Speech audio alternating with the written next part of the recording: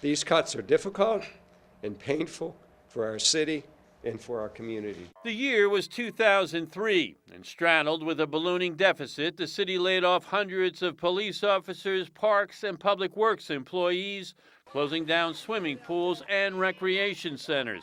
Could those dark days be back on the horizon? To avoid them, City Controller Rachel Heisler says the city needs to take action now. We are in a period of legitimate concern in terms of city finances, and avoiding the conversation is not going to make the problem go away. Sooner rather than later. Yes, the longer we wait, the more painful choices will have to be. The city controller and KDKA's own review of city financial documents paint a scary picture. Plunging downtown property values and other liabilities mean a steep drop in tax revenues and point to lean times ahead. But the Gainey administration says it's prepared to weather any storm without impacting the public. Do you think we're facing a budget crisis? No, I don't think we're facing a budget crisis. I acknowledge we have some adjustments to make. Heisler has warned the city is about to be hit by two tsunamis. The first being those assessment appeals by downtown office buildings, which emptied out during the pandemic and have never recovered.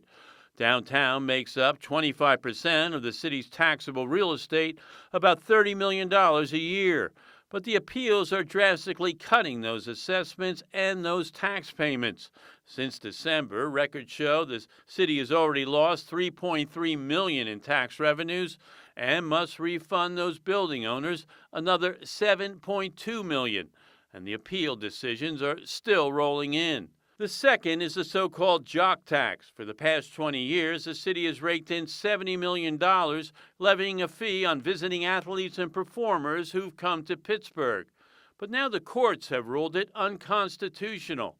Not only will the city not be getting an anticipated $4.4 million in revenue this year, but will likely be refunding a large part of that $70 million. In this letter to mayor and council, Heisler asked them to open up the budget to reflect those revenue losses and start making the necessary cuts.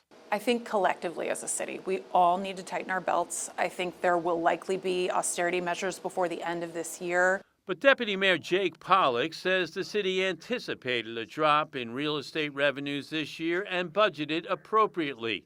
He says it also has foreseen problems looming in 2025 and 2026, when the city will no longer be able to use federal COVID relief money to supplement its budget.